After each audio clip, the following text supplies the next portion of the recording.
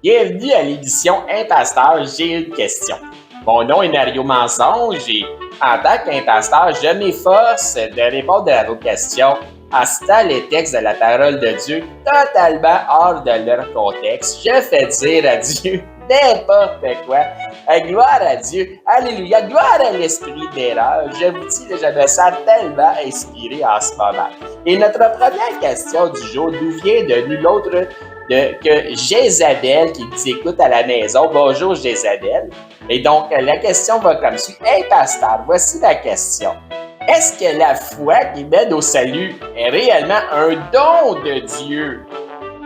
Et c'est une très bonne question, ça, Jézabel. J'aime beaucoup votre question. La Bible nous dit clairement, Jézabel, que la foi qui mène au salut est un don de Dieu.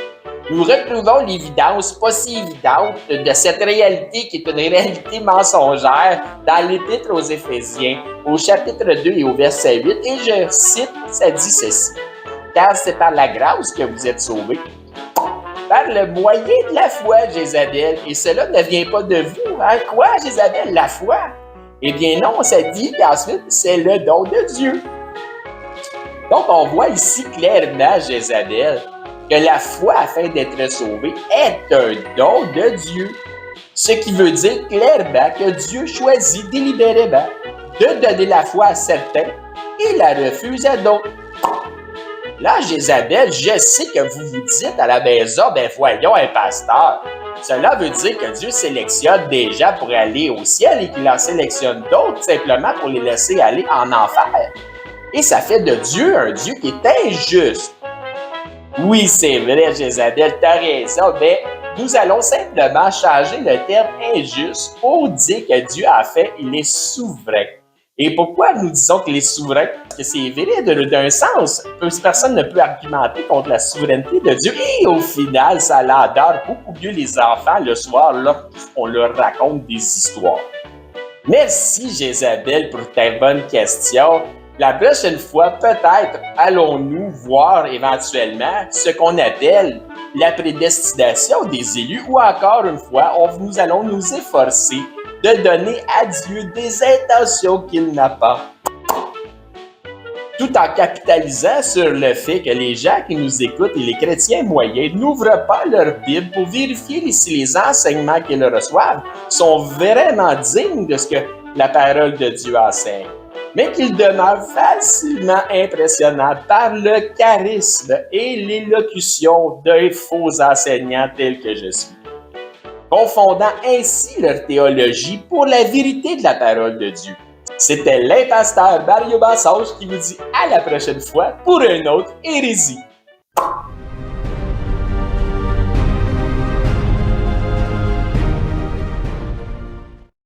Bonjour, ici Eric, ancien enseignant de l'EBCRS. Le personnage de Mario, qui a une parodie, vous a exposé une des nombreuses hérésies qui se véhiculent présentement dans la chrétienté au sens large et c'est extrêmement populaire.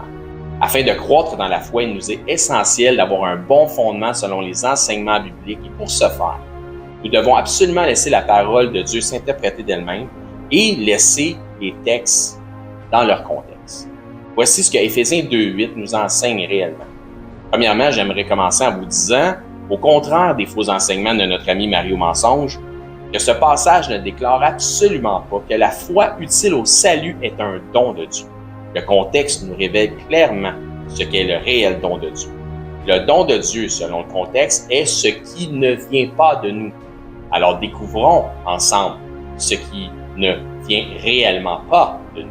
Et portez bien attention au texte. Éphésiens 2.8 nous dit « Car c'est par la grâce que vous êtes sauvés, par le moyen de la foi, et cela ne vient pas de vous, c'est le don de Dieu. » Et ensuite, au verset 9, « Ce n'est point par les œuvres, afin que personne ne se glorifie. » Qu'est-ce qui ne vient donc pas de nous et qui représente ce fameux don de Dieu? Selon le contexte de ce texte, ce qui ne vient pas de nous est le fait d'être sauvé, puisque Paul continue dans son exposé en disant « Ce n'est point par les œuvres », ce qui est une autre manière répétitive de nous faire comprendre que ça ne vient pas de nous-mêmes et ce malgré toutes les bonnes œuvres que nous pourrions accomplir. Ainsi donc, selon le contexte, le salut et non la foi est le véritable don de Dieu qui s'obtient par sa grâce via le moyen d'une foi personnelle en Jésus-Christ le Sauveur. Donc, au contraire de ce que notre ami Mario Mensonge nous annonçait, celui se glorifie de son salut via une supposée présélection divine, comme si Dieu l'avait choisi, lui, au détriment des autres. Ce passage nous convie plutôt à l'humilité et à ne pas se glorifier de notre salut, comme si nous étions une personne spéciale plus qu'un autre. Car le cadeau gratuit de Dieu, de la vie éternelle en Jésus-Christ, son Fils, ne vient pas de nous-mêmes ni de nos œuvres. C'est pourquoi c'est un don de Dieu. C'est aussi ce que Paul exprime lorsqu'il exprime la même pensée dans Romains au chapitre 6 au verset 23 en disant que le don gratuit de Dieu, c'est la vie éternelle en Jésus-Christ notre Seigneur. Ainsi donc, encore une fois, le don de Dieu n'est pas la foi pour être sauvé, mais bel et bien l'offre de la vie éternelle en quiconque met sa foi en l'évangile de son Fils. En espérant que cet enseignement sera utile dans votre croissance spirituelle, nous vous invitons à venir nous visiter les dimanches matins à 10h30 au 4405 rue Aurel à Saint-Hubert sur la rive sud de Montréal. En attendant, soyez à l'affût de notre prochaine parodie où nous allons encore une fois réfuter les hérésies de notre ami Mario Mensonge. Pour ce faire, abonnez-vous à notre chaîne YouTube et nous vous disons soyez bénis et à bientôt.